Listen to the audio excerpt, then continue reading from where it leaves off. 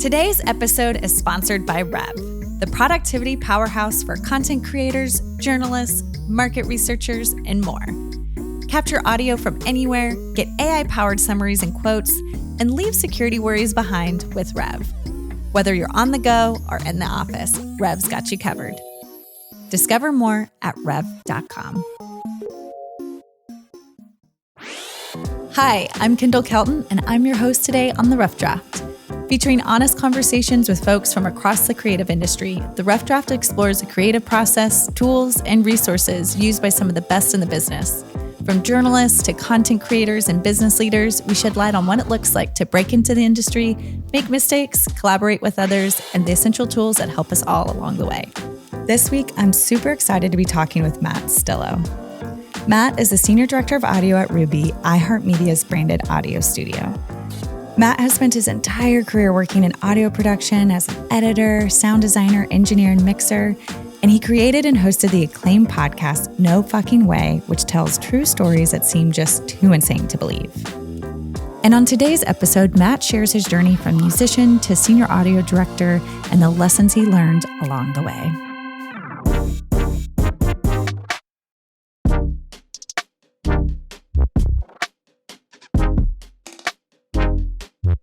Hey, Matt.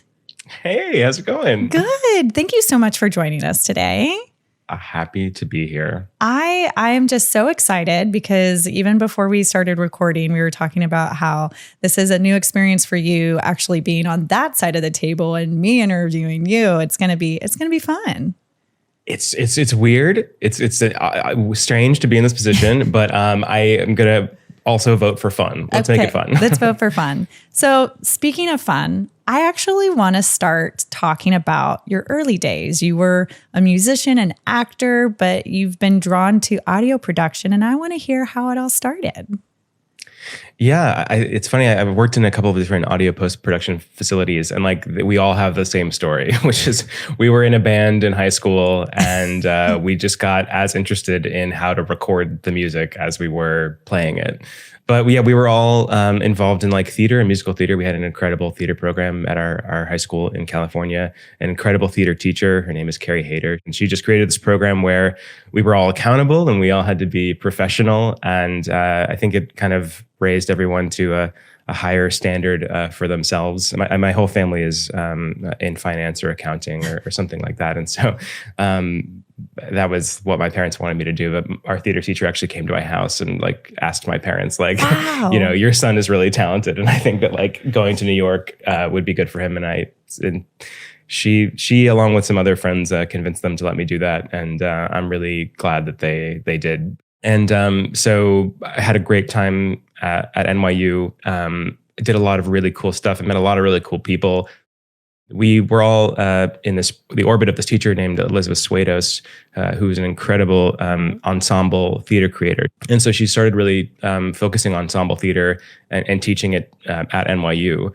And she did this program called The Reality Show, where basically she every year there was a new cast of about 15 students who wrote, collaborated, directed, choreographed this really, really, really cool musical show that happened during Welcome Week at NYU, where basically it was all the things that you're going to encounter in college life, from binge drinking to, and everything was in service of this health line that NYU has. And so every sketch or song or something ended in the phone number for this thing. But it was, and that kind of maybe sounds like it could be lame if it were at any other school, but it was NYU. Everyone in the show was top tier, insanely talented. It was very funny. The music was very good. And it just got you really excited about being in New York City and, starting your new life. And so I was with a lot of incredibly talented people. And it was the first year that I was in the show, and I was super nervous because I had seen all the people in the show and I loved all of them and thought they were all really talented. And so I got so nervous about presenting my own material in these sessions. And so what I would do is I would write a song and I would record it, and then I would play it for everyone in the room. So I wouldn't have, because I knew if I performed in the room. So instead of doing it live? Yeah, I would mess it up for sure.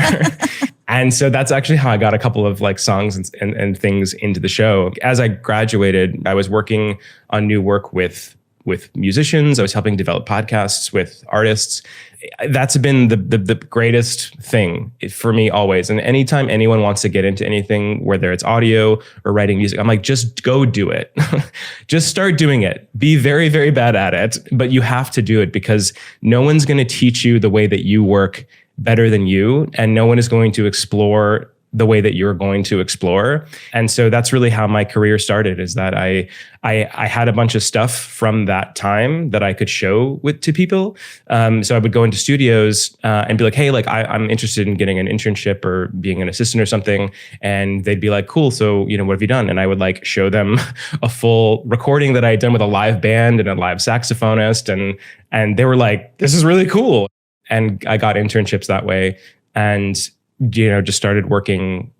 I watched a lot of engineers work, and I learned a lot about like, oh, I've never thought to do something that way, and worked my way up to being a senior engineer at a small boutique studio in Manhattan. And then was able to transition working to iHeart Radio and podcasting, it's kind of came full circle because I was working on a lot of like advertisements and like documentary films and TV and stuff from my work in theater.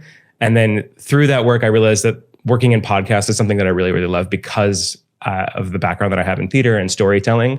And so now that I'm at iHeartRadio, I'm able to do that full time, not only from an audio perspective, but from a creative producing perspective. And then now at iHeartRadio, I'm the senior director of audio for Ruby, which is their branded content studio, and work on a lot of different projects. I've built studios for iHeartRadio.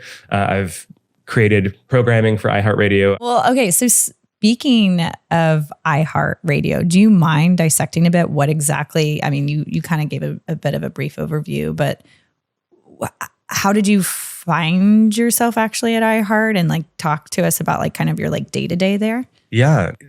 The other thing that I tell people all the time is like your network is everything. I was looking for a job. This was like during the pandemic. And I had just updated my website and was talking to literally everyone that I knew that I was like on the hunt for a job. And my now boss basically was doing this really cool thing where he did like networking industry speed dating, where basically he would go, I'm forgetting the name of it's a service, I think. And he asked my friend's boss, like, hey, we're looking for this person who works in audio. It's like a creative producer and engineer. And I had literally just updated my website. And so my friend gave his boss my website, and his boss gave it to my future boss. And so I tell people like, it's a lot of like planting seeds out there. And then when that one opportunity, chance opportunity happened, I was in the position to be able to be there. Well, I think that's like a really great testament to just like putting yourself out there and like settling into the idea of being uncomfortable. You know what I mean? So like so many people are like just kind of hope that somebody comes to them with it versus being like, you gotta put yourself out there as best as you can. I tell people like, I've never gotten a job from LinkedIn. I've applied to 1,000 jobs on LinkedIn. I've only ever gotten a job through I knew someone who knew someone. You know what? I think that's happening a lot. So, I mean, you've seen the audio industry transform, I think, so much. So what do you think are the biggest challenges facing somebody in your role today? I think the challenges are AI. That is a huge challenge. I think that like, and also just like how ubiquitous audio tools are. I mean, back in the day, you needed a console and tape reels and a team of people and all these expensive microphones. And today you just need a laptop really, and you can produce any kind of work, not just audio, any kind of work. Everyone with a laptop and a dream is an audio engineer. And so how do you differentiate yourself when the tools are in everyone's hands now? And now that AI tools are going to be able to help you use that computer to do things that you don't have to learn it anymore. The AI will just do it.